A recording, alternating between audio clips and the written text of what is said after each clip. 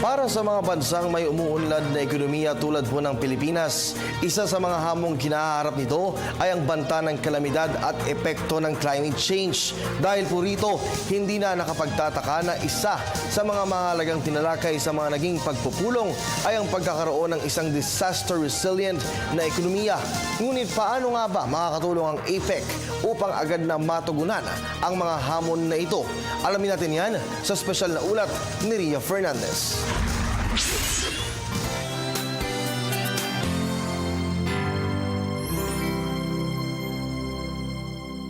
Nasira ang palayan ng magsasakang si Benito nang malubog ito sa baha-bunsod ng Bagyong Lando. Medyo malaking problema kinaharap ng farmers sa climate change. Kasi yung climate change, yung planting season, yung planting calendar, parang nabago na rin. Kaya nahihirapan din kaming sumunod dun sa planting season, yung planting calendar, kasi naiba na yung takbo ng panahon. Tapos yung sobrang init, napakainit. Pagka umulan naman, napakaulan. Ito nga, may El Nino tayo na kinakaharap sa ngayon. So ito malaking problema at hamon sa mga farmers kung paano namin malulusutan yung darating na El Nino. Ang naturang kalamidad, ang nararanasang tagtuyot o El Nino na titindi pa sa susunod na taon at ang pagbayo sa gitnang Visayas ng Super Typhoon Yolanda noong 2013 ay ilan lamang sa mga malulubhang epekto ng nagbabagong klima o climate change at ang sektor ng agrikultura na pinagkukunan ng ating kabuhayan at pagkain ang pangunahing apektado nito. Bilang tugon, kabilang sa agenda ng Asia-Pacific Economic Cooperation o APEC ngayong taon, ang pagkakaroon ng disaster-resilient na mga ekonomiya. Dahil batid nito ang malaking banta sa seguridad at produksyon ng pagkain sa 1 digring pagtaas lamang sa temperatura. Sa pagbago rin ng panahon, yung produksyon na inaasahan mula sa nyog, again, mais at iba pa, yung mga pangkaraniwang pagkain na pinoproduce dito sa Pilipinas ay maaaring maapektuhan.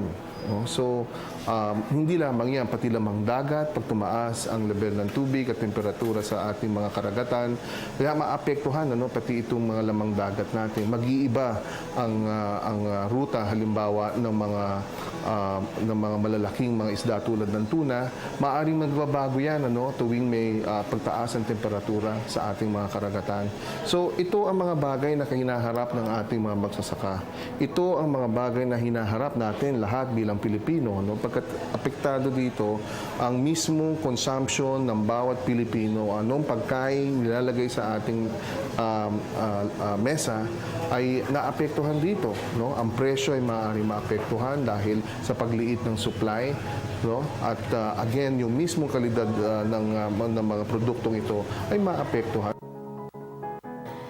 Sa mga APEC meeting, nagbabahagi na ng best practices ang mga ekonomiya kung papaano maiibsan ang epekto ng climate change, partikular sa pagsasaka. Sabi nga nila, ang Pilipinas ay laboratorio when it comes to typhoons. Sino nga ba naman sa buong mundo ang dinadaanan ng 20 bagyo taon-taon?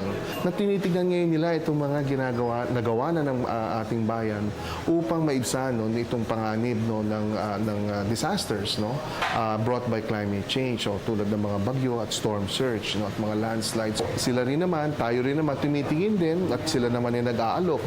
Halimbawa, siguro isang spesipiko niyan, when it comes to weather modeling, ito po yung pagtaya ng panahon natin at pagtingin 3, 5, 7 araw sa hinaharap, ano ba ang tatakbo ng panahon. Ito, further develop ng ating mga scientists para rin naman makatulong sa kanila sa hinaharap. So, nakikita mo ngayon yung napakagandang tulungan ng mga bayan at bansa, lalong-lalo na itong mga ekonomiya dito po sa APEC pagdating sa disaster risk reduction sa larangan ng exchange ng teknolohiya. Umusbong din sa mga pagpupulong sa APEC ang paggamit ng mga magsasaka ng internet para mas mapalawak pa ang kanilang kaalaman sa pagtatanim at mas maging handa sa mga sakuna. Mga magsasaka natin may cellphone. Nakakikita ko dyan, iba dyan may mga tablet na rin. So kailangan ng mga bagong ang ating kaalaman ay may padaloy natin upang makarating doon sa mga what is available to them. Maaring siyempre mahabol pa in terms of educational attainment, pero yung kaparaanan kung paano sila maaabot, yaan ay napaisina. Yaan ay naisarado na o naipalapit na. No, so hamon ito sa lahat from policy, scientists, science community, yung mga nagpapatupad ng mga polisiya nga na maiparating itong mga bagong kaalaman, no, mga bagong abiso sa kanila. Again, gamit ang teknolohiya, maparating ito sa mga magsasaka. Tiwala ang pamahalaan na sa tulong ng APEC at tamang mga polisiya, kayang maibalik ang dating estado ng bansa bilang nangungunang rice-producing country, hindi lamang sa rehiyong Asia-Pasipiko, kung hindi maging sa buong mundo. With the science policy ng technological self-reliance, paglinang ng human resource natin. Samantala, narito muna ang ilang mga paalala para sa nalalapit na APEC Summit.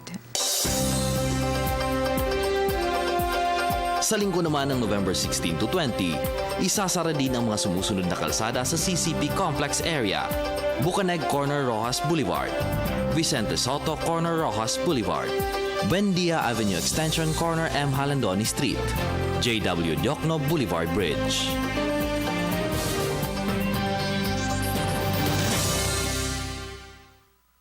Batid ng APEC na may malaking banta sa sektor ng agrikultura, partikular sa seguridad at produksyon ng pagkain, ang nagbabagong klima o climate change. Ito ang dahilan kung bakit kabilang sa mga pagpupulong nito ngayong taon ang pagkakaroon ng disaster resilient na mga ekonomiya.